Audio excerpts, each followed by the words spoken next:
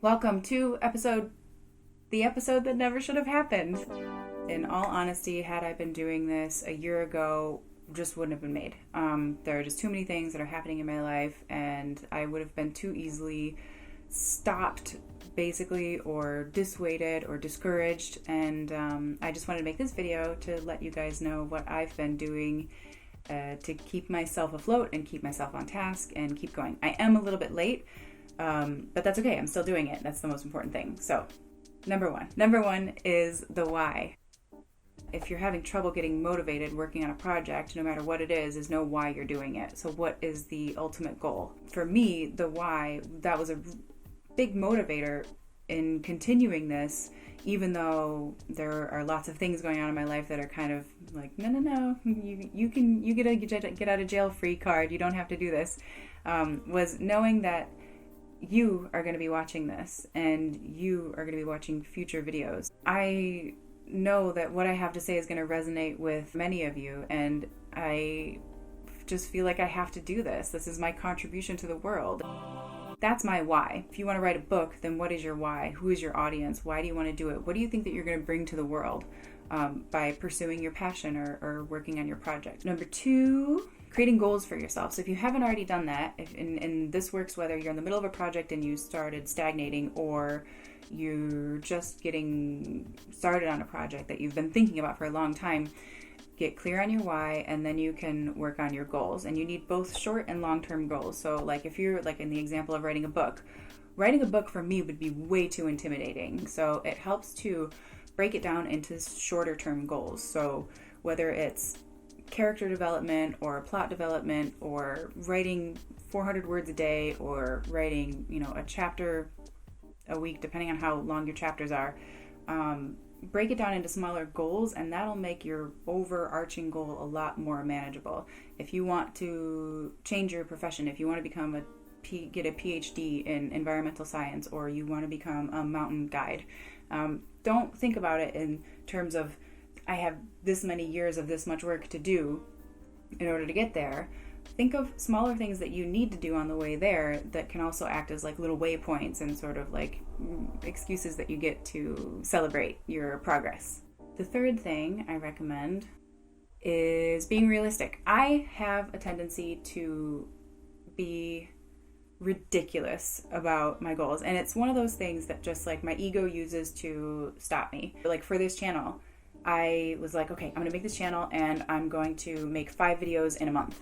But that's not really realistic because I've never made a video. I've never made an outline to make a script, to record a video. I've never edited a video. I've never added all the things that need to be added. I've never uploaded something or written a description.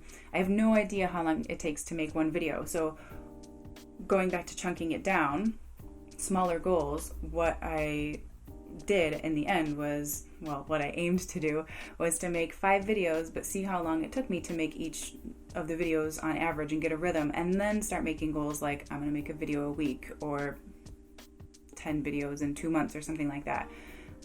So be realistic with yourself. Be realistic. Just be realistic. You know where you're lying to yourself because it's where you're finding resistance.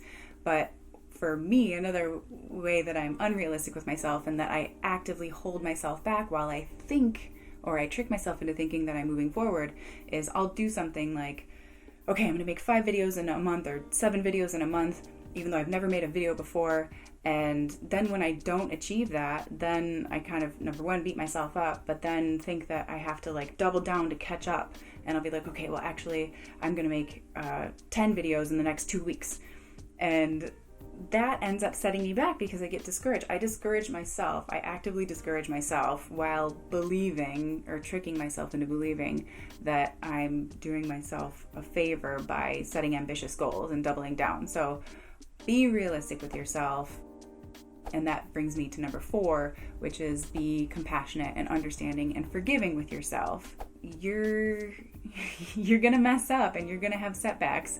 And if you don't have any compassion for yourself, then you're never really going to get back up. You're just going to keep beating yourself up and trying to make up for what you think you should have done but didn't do. For me personally, right now, I'm in the States. I'm going to make another video about it. If I've already made it, it'll be here. Otherwise, it'll come out, and then I'll put the link here anyway. But I'm in the States right now, and there's kind of a lot going on in my life, and there's like a new rhythm, there's a new structure to it that I have to adapt to. And when I wasn't waking up and doing my huffing and doing yoga and going for runs and brainstorming and recording and all of these things, I was getting down on myself as though like I should be doing all of these things without taking into account what's actually going on in my life. So maybe this is kind of a cheesy way to say it, but like, be friendly with yourself. I've found that I am much kinder to my friends than I am to myself. Like, my self-talk is not compassionate at all. I mean, it is now, but I have to pay attention to it and be on it, because I can be so much more compassionate to somebody else's situation and see it so much more objectively than I can my own. So I guess the way to say that would be, if you're having trouble, if you're stuck on something, then maybe sort of put your best friend in your imagination and imagine them telling you your problems. Imagine your best friend having the same problem you have, and what would you say to them?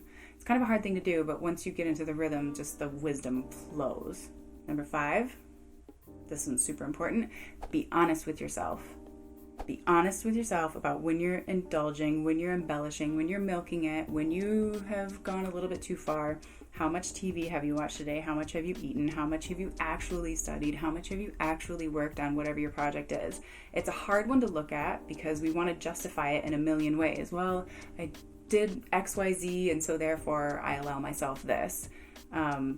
Just be honest with yourself. Of course, you allow yourself the breaks and allow yourself the recuperation time, but don't milk it. Just know when you're milking it. And number 6 goes hand in hand with kind of all of them.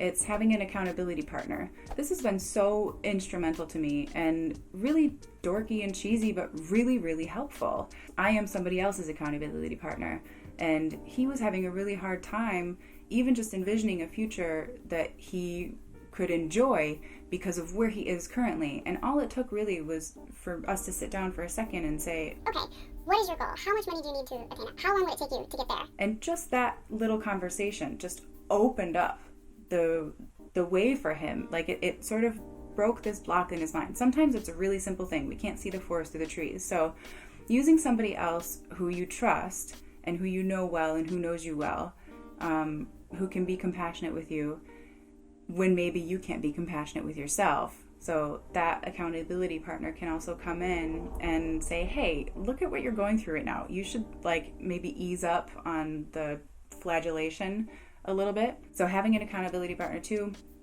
not just setting the goals, but checking in whatever intervals you decide is necessary, whether it's daily or weekly or monthly. I can't say it enough. I only just started doing it in November, but it's done so much. And just having somebody to talk it out with, where you can say, okay, this is the thing that I'm working on, and this is kind of the idea that I had, and what do you think of this? And most of the time, the feedback is always really good and really useful, but most of the time it's talking it out and having a witness to that idea or that thought, and having it validated externally makes it so much more solid within you. They'll help you be honest with yourself too. Use number 6 on all 7 of these. And here's the very last one for today, even though there are so many more of these that I have done to keep me on track over the year, and I'll probably make other videos about that, but is number 7, lucky 7. Acknowledge your progress and your growth and the steps that you've taken. I have a tendency to just focus on the things that I haven't done. Okay, well, I wanted to do a video a week, but I haven't done that, and I'm actually technically 3 weeks behind because there was 2 weeks here where I didn't do it, and then there was last week where I didn't, and now this, and no, I have to focus on, if I want to move forward, I'm not going to move forward looking at all of the things that I did wrong. I'm just going to keep doing things wrong if I keep focusing on that. So acknowledge the work that you've put in, whether it's, you've been doing it for a year or 10 years, or this is the first step watching this video. This counts. You're doing something right now. You are spending your time. Your attention is the most precious thing that you have. And you are putting your attention on something right now that is going to better your future. This is going to make your future better. So acknowledge that. You're doing a good thing right now. And you did a good thing. If you studied really hard for this test, maybe you didn't ace the test, but you studied really hard. You need to acknowledge the effort that you put in.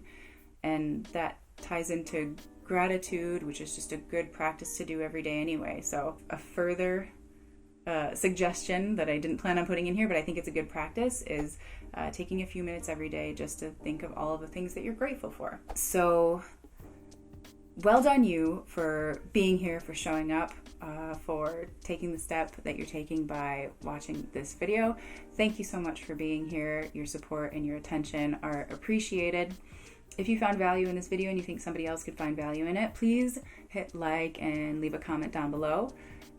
If there's any topics that you want to hear me discuss, I would really be interested in hearing what you are curious about or what you need, because I'm doing this for you. And the only reason that I say like and comment and subscribe and share and all of that is because it's not about my ego. I'm trying to get rid of my ego by doing this channel, if you haven't figured it out. But it's more about the algorithm. YouTube doesn't know quality from crap. So if you don't interact with this video, then there's no way for YouTube to know to put this in priority in the search engine when somebody looks for whatever I have to say. So thank you for your time, attention, support, and love, and I will see you next time.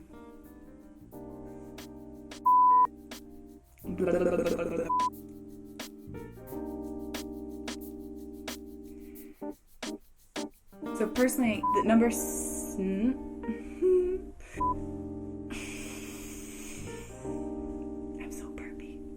I'm so burpy.